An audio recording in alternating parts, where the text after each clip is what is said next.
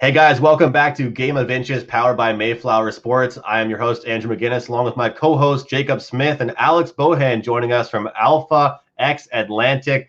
Super excited to get into this, Alex. First of all, just welcome, man. We're happy to have you.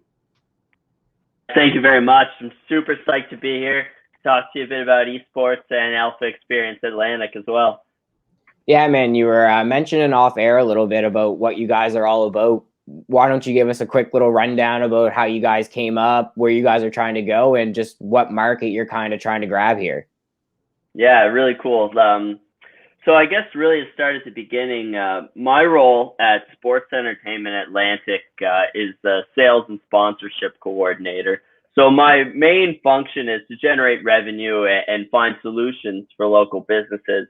And that's why I'm so psyched to have Mayflower Sports as a community partner for Alpha X Atlantic. Yes. So Sports Entertainment Atlantic is a bit of a storied enterprise around here with a 14-year history of hosting regional, national, and multinational sports events, covering everything from professional golf and beach volleyball, U Cup hockey, Final Eight basketball. C itself has a lot of established brands.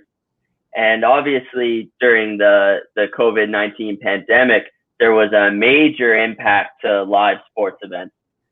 Just like dining and restaurants and tourism, live sport events is probably one of the most impacted by the current state of the world. So we had a really great opportunity to look at, well, what can we do differently and what works in the new way of the world. And it gave us a really great opportunity to investigate esports, which in itself is such a growing and massive industry. Even more so before the pandemic, because what's cool about esports is that the live events are like really the bread and butter. Like they're so cool and flashy and bright. But unlike beach volleyball or any live traditional sporting events, esports can still be held online in some capacity. So obviously after a lot of research and really figuring out how do you enter the marketplace and how do you work in esports, we identified that there was a need here in Atlantic Canada for a production company to stage some tournaments and some organized competitive gaming that features real prizes and a spot for sponsorship activation. Because really when you look at it, right, there's so many gamers in Atlantic Canada, but it's all major, huge. But it's all played in like small clubs and societies, or like playing eShul with the boys, like the same 6 people. Like everyone's playing it, but there was not a platform to really unite and gather that community. And we really see it that like through the aggregation of that community by like through some professional organization and registration software and real attention to detail, we could gather the community, bring it to a new level, and offer more stakes, offer more broadcast operations and prize money and like product prizing. And it's been really fun entering esports. And for our first tournament, we're going to stage Rocket League, double elimination tournament, registration now open, 2 nights of gameplay, March 23rd and March 25th, with a bye in the middle for a bit of highlight coverage and another marketing push. Yeah. Cool. We can't wait, and both Jake and I have definitely been to a lot of events held by C Atlantic, that's for sure, especially the U Sports events at the Scotiabank Center, and I've been to the beach volleyball events. So we've seen what they can do, and everybody knows what business is all about, finding out the new thing before anybody else does. And so I feel like esports is that market. And so I was kind of shocked, honestly, Alex, to see esports coming to Atlantic Canada, seeing what it could do here. But like you said, there's gamers everywhere, and the same excitement I think that we're seeing at Halifax Wanderers games and at the Scotiabank Center, we could see online or even in person at an esports event. So I just want to ask you to kind of just reiterate, what was that process to kind of just think to yourselves, wow, this could be a real hit, this could be a big market here? Was it a risky move? Was it something that you kind of just said, you know what, there could be a market for it? Was there any type of surveys, or how did you figure out, hey, there could be a market here? Yeah, certainly. So there was an initial survey done, sent out through athletic departments at local universities. About 400 students in university last year answered that survey, just to collect a bit of data, like what console do you use, what games do you play, how much would you pay to be in a tournament, what would you expect in prize money. So really sort of get some concrete information of something that everybody feels like it's here, especially when you look at the global stage and like the millions of people who tune in and watch League of Legends and massive events that were held in Korea and all this sort of research. Like, yeah, okay, well, we know it's here, and if it's not, then it's going to be soon. And the real thing is that, like, how do we really had to start from scratch because it's so new. And nobody in the organization, it was such a learning curve for us, and specifically for me. I have a kinesiology degree from St. FX, and I studied sports business management at Durham College. I've never really paid too much attention to really how does esports operate, like what makes them esport. Mm-hmm. And it's been such a cool learning curve. And the number one thing that we found is that esport is like such a supportive community. When we reach out to other people who are established in hosting tournaments, or people in the university societies that have held like large tournaments, they're so eager to help and kind of give us a blueprint. And really, we sort of started, well, what is it going to be called? What's our logo going to be? What games will we feature? What will our first game be? And everything you see of Alpha X Atlantic now has been really built from the ground up in a real venture into new enterprise. It's been really exciting. Yeah, man, I think it's super cool. I'm a big fan of the Madden tournaments. So whenever the Madden World Championship tournaments kick off, I'm always watching those on YouTube. I think those are awesome. You get to see all the best players in the world, and it's exciting that now in Nova Scotia, you're actually going to have a chance to play. Because I remember 2 summers ago, a local bar tried to organize like an esports kind of tournament, and it was just not done well because it's a bar. Like, they don't have time and resources to put in like you guys are putting in. So I just kind of want to ask, like, how's the experience of like setting up the tournaments right now? Because obviously it would be ideal to have the events, like you said, where you have all the people and you kind of create the atmosphere, but you're still putting it on, and you guys are doing Rocket League, which is an awesome game. I've played that a bunch. I wouldn't say I'm very good, but it's a fun game. So could you just give us a little bit about the tournament and kind of what to expect for it? Yeah, that's a great question. So the number one thing is, since we're hosting this event online, we need to collect a lot of information about like who you are, what's your email address, what's your gamer tag, so that we can make sure we set up and everybody's in the game so we can execute the bracket. Yeah.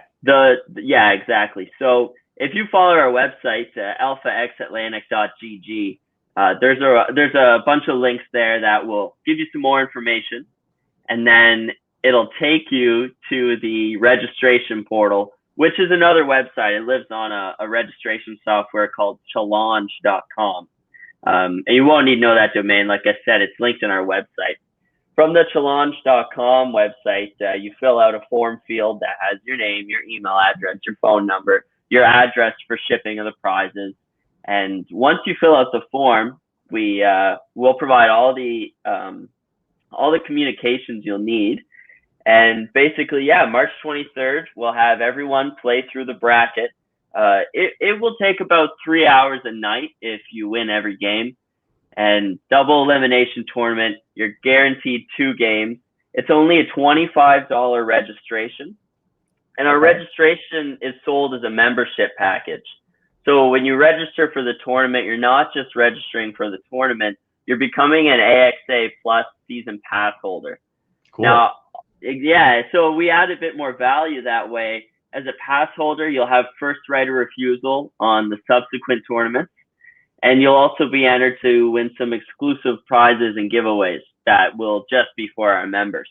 Nice. That's actually a really good idea, to be honest. I like that a lot more than like the single tournament buy-in, and it's so low and you get so much out of it, right? But just just a follow up basically is, I know Rocket League's huge. I guess I should have asked this probably a little bit more direct, but like, what made you guys kind of choose Rocket League as the first game? I know it's one of the most popular esports going on right now, but it's a hard game, man. Like, I used to play it a lot, and then I just realized I sucked, and I was like, I can't lose I didn't like know you this played, anymore. Jake.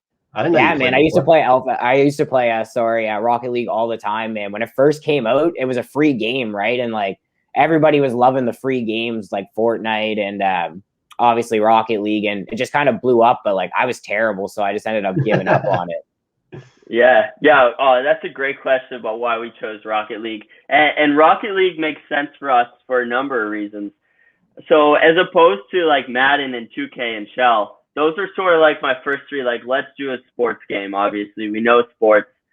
These ones have big leagues nationally, like the 2K League that has NBA franchise teams. Yeah. And Madden tournaments, and FIFA as well is very established in esports. But the main issue is that, unlike Rocket League, those games aren't cross-platform. So we would have had to decide, oh, well, let's do a PlayStation 2K tournament, or let's do an Xbox FIFA tournament, or we'd end up doing like 3 tournaments. We'd have Xbox, PlayStation, and PC for a Shell tournament. But Rocket League is cross-platform. So anybody can participate in our tournament. Yeah, huge. It means we can keep it in one big community where anybody can play with their PlayStation, Xbox, PC, or even Nintendo Switch. And because just like Fortnite, Rocket League is owned by Epic Games. And Epic Games are free to play.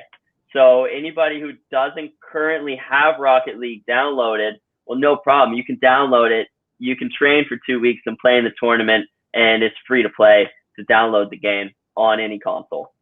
So if we fast forward 5 years from now, are we having a 10,000 people stadium packed at Scotiabank Center watching people on the floor, you know, out there with all their PCs, and we're cheering people on the big screens? Like, what's the end goal? What are we looking forward to seeing? Obviously, this is step one, and I know in your position, you're thinking one step at a time. You're probably saying, hey, Andrew, you know, don't let's not get too far ahead of ourselves. But what's the goal? What's the dream here? No, it's a great question, and you're right on the money, Andrew.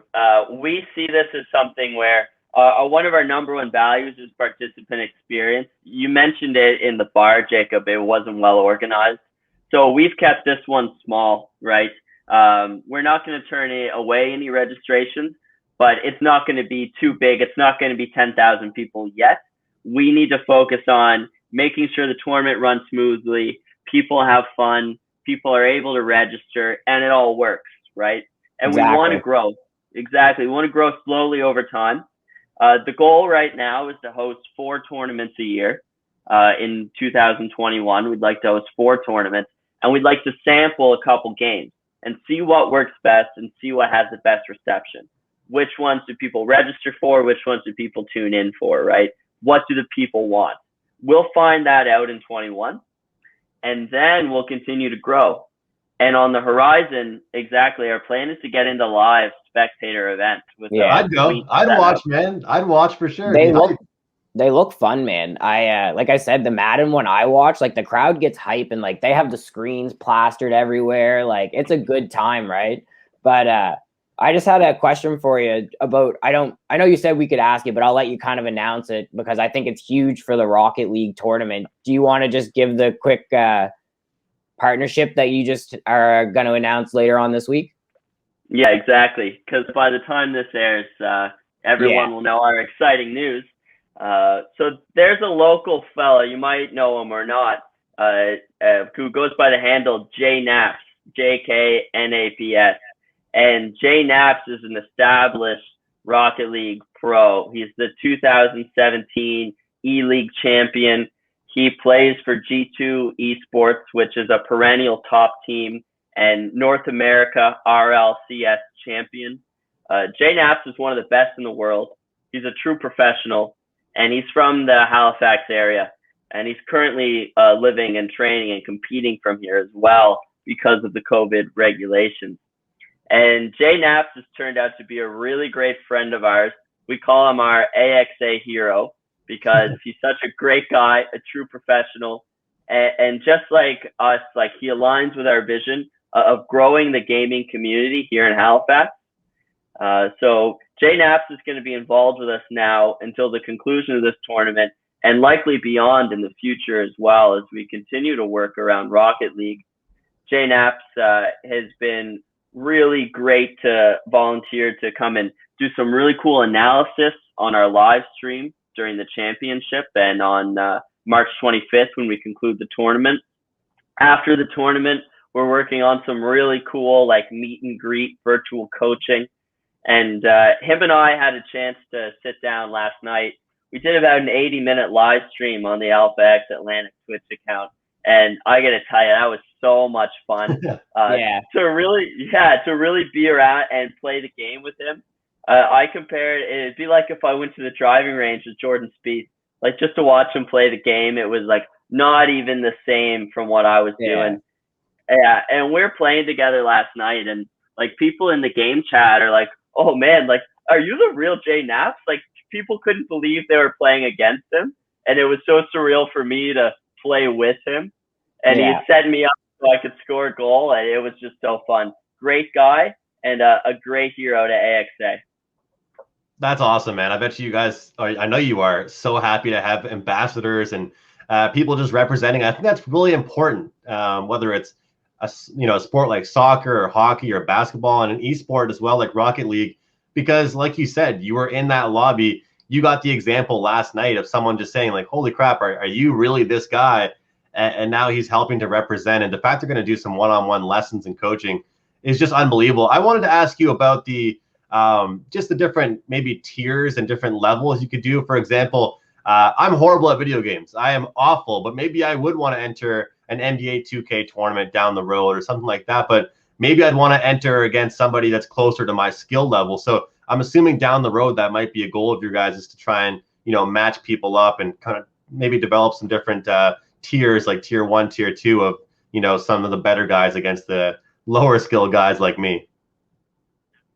And competitive equity is a real buzzword around what we do. And people are saying like, oh, like, for example, if Jay Naps, he's so good, if he was going to play in our tournament, then, well, nobody else would want to play. There's such a clear winner.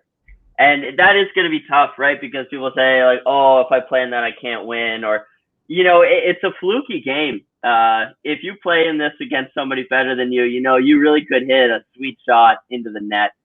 To further some of this competitive equity, we'll seed the tournament based on your rankings. So when you register and you give us your gamer tag and your Epic account, we'll look up your ranking and we'll seed the tournament accordingly so that you won't be out right away. I hope nobody's out in 2 games. Obviously, some people will go 0-2, but the bracket's designed to really help you go as deep as possible. For any of our group sales, which is another aspect of our registration, for example, if Mayflower Sports put in 6 teams, we would seed you guys in the bracket together. You could play each other, and we'd be able to identify like a Mayflower winner. We'd be able to identify like a Walmart winner if they put 10 teams in. That's cool.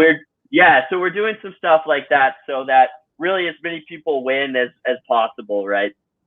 Sweet. Yeah, man, that's actually a really cool idea. I never even would have thought of that, but that's really inventive.